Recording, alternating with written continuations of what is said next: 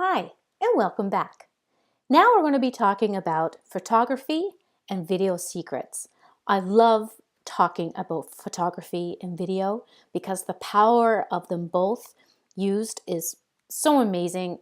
I love the creativity behind it, and I hope you do too. And in the following slides, I'm going to show you some really great tips and tricks that I found from a couple of my good friends who are professionals. Starting into photography. Please stay away from stock photography. It's really not a good space. It doesn't work well in Instagram. Stick with authentic. Yay, big check mark there. Make sure you stick with that. This is an interesting picture. It was just taken a few months ago of a building that's being torn down. My friend Leah took this picture, and I want to say she's professional, but she certainly acts like it because she really is a creative person. She has a creative eye, and she has a lot of fun with it. So that was an interesting picture that she took, and through running it through some filters, she was able to really make it pop. And there's a lot of drama in that picture. It stirs emotion in people when you see it.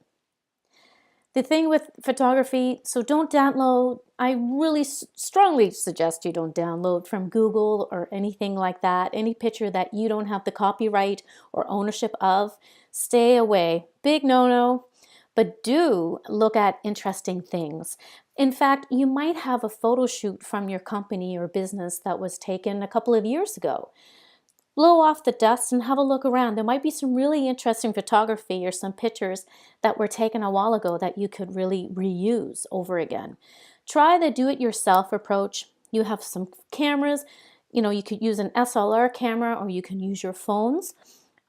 Test it around. You can't break it and have a good time. Professional photos are always great, and as I mentioned earlier, you might have some photo shoots that were taken a few years ago that you might be able to look at again from a different eye and share those on Instagram. Absolutely.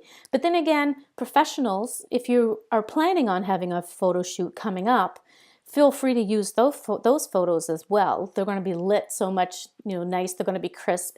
There's nothing better than having a pro do some things, but I wouldn't strongly suggest it to do it for all your Instagram because that can be quite expensive. But definitely you can get a lot of use out of some photos that you're going to be using. Maybe you're putting together a website or a catalog of sorts. So my friend Leah, who I mentioned earlier, she is the managing director of Devour. It's a food film festival held in Canada in the fall every year in a really great agricultural region. And she takes amazing pictures. I'm a huge fan of Leah, and I just had to ask her one day after looking at her Instagram posts. I said, what do you do? I mean, what is your background? Like, what is it? What are your tips and tricks? Because I love everything that you post. So she was really great at telling me. And so here are some bullet points that she shares. She's sharing with us. She uses her iPhone 6S. She has a Canon Rebel, an SLR camera, which she uses. So if she uses her SLR or her camera, she shoots it, emails it to her iPhone, and passes it through filters, which she calls the poor man's Photoshop. And I'm going to show you, the next slide are going to be some samples of her work, and you're just going to be wowed. You're just going to be blown away. I know you will. She uses a lot of Instagram filters as well. She's a real fan of that. Her favorite ones are clarity and blurring. That's a good tip. She uses those a lot. See, she's consistent with her Instagram. She's consistent with the filters that she uses. You can almost see a photograph and know that that was her stamp based on the filters that she uses. It's interesting. She likes to incorporate color. She loves natural light where she can get it as possible. And because she is the managing director of this really awesome film festival, and there's a lot of great food shots, and there's opportunities with chefs behind the scenes, she likes to get in there, and Instagram is wonderful that way. You can really use it in a different angle of behind the scenes shots. So here's what I mean. Here's Leah. She takes these wonderful pictures from either her SLR or from her cell phone. This picture here of the man pushing the cart, you can tell the blur filter was used there. She loves, of course, food is her thing. She's going to take a lot of food. There's a lot of blue filters there. Just stunning, and everything really pops in what she does. She's not professionally trained, but she certainly has taken some courses in it, and she also really has a creative eye with everything that she uses. And of course, she's around food too, and everything she takes a picture of is absolutely delicious. That's a beautiful picture there. So that is the Devour Food Film Festival. I can't say that. Maybe I should try practicing it 10 times or something. But that is Devour, and that is a lot of the pictures of her home life, pictures from the film festival that she runs. So take note that with photography, it's easier to do now. Everybody has a cell phone. Everybody is snapping pictures. It's all digital. If you don't like it, you can delete it and you can play around with it and have a lot of fun. If it's something that it's really not in your wheelhouse, make sure you can sign up for an online course. There's a lot of great people out there who are teaching great things. So I highly recommend that if you're not quite sure. And if you're not the creative type, it will give you some different tips. Be creative, have fun, hire the pros when you can, or not for every Instagram post, as I mentioned, but sometimes it's nice to have something that's taken from a different person. Video. We're going to move on to that. And of course, video, now pardon the pun here, but it's the trend to watch. It really is. Video is huge, and if you're not using it, use it. It's Facebook alone is generating 8 billion video views a day. That's a lot. And of course, with the launch of Facebook Live, that's a game changer. It's amazing. You have Periscope, you have all of these things. But of course, video is in Instagram as well, and it goes on a repeat. But it will set you apart from others if you use video. It's going to capture more eyes in Instagram if you do use it. There's a 360-degree video on Facebook that's new, that just came out in the last year as well, where you can really do a 360 angle and people can really feel like they're present and there with you. Now, my friends at Firefly, they're a production company, and I asked them to provide us some video tips today. And here's what they have to say. Of course, no one likes a shaky camera or a shaky hand, and they had mentioned that use two hands when you're video on your phone, and make sure you can rest your arm on a solid object like a wall, or get a tripod or a phone mount. For me, I like to use a wall because often I don't have a tripod or a phone mount.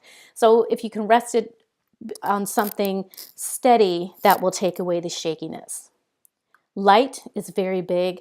Try to use the camera flash or just shoot in a brightly lit space.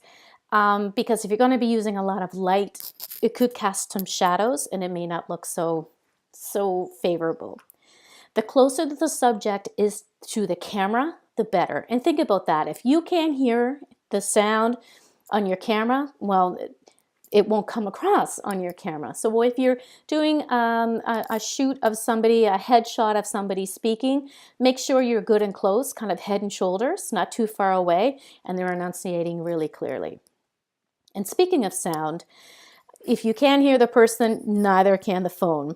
Keep it very brief. I mean, some videos are really popular around the 30-second or the 15-second. Think of GIFs. Think of really quick, short videos. Don't have to be 3-minute, 4-minute long productions. Check your background. There could be something happening in the background. Maybe there could be something happening that you really don't want to be happening behind there. So make sure that you're, the person, especially holding the camera, is if they're interviewing somebody, to have a peek on what's going on behind the scenes. So take note that with video, watch your hand shaking. Keep it short and snappy. Hire pros if you can. Really recommend that if you're looking at a video series of some sorts or something that is themed. The pros, you really can't beat having a professional look at it. Audio is really important. And then there's so many free apps out there. I love Legend right now. That's where it's animated. It's where you can upload it directly to Instagram. And there's also Boomerang as well. So in summary, have a focal point. So when you're taking a picture or a video, make sure you're centralized on something. And as Leah, she does, she likes to blur out the surrounding. So, and then it's focused on the thing in the middle, the object in the middle. Download some free apps. There's lots out there, too many for me to mention, that are great and wonderful, have good filters that can put text overlay onto the image. Wonderful. Keep it simple. Doesn't have to be complicated. Nothing overwhelming happening there. And videos are so in demand right now. I really recommend you to get out of your comfort zone, get in front of the camera, or get someone who's more comfortable in front of the camera to get in front of it and talk, because people like to talk to people. And that is why I love it. It's working for me. And it's funny, once you get going, you kind of don't want to stop. It's kind of fun. It's not that I like looking at myself, but it's once you get past that fear, you really don't think of it anymore. So that is the last slide. So that is Instagram in a nutshell. If you have any questions, I'd love to answer them. Contact me at maria@sociablemedia.co. And if you don't, continue on and have a great day. We'll talk to you again.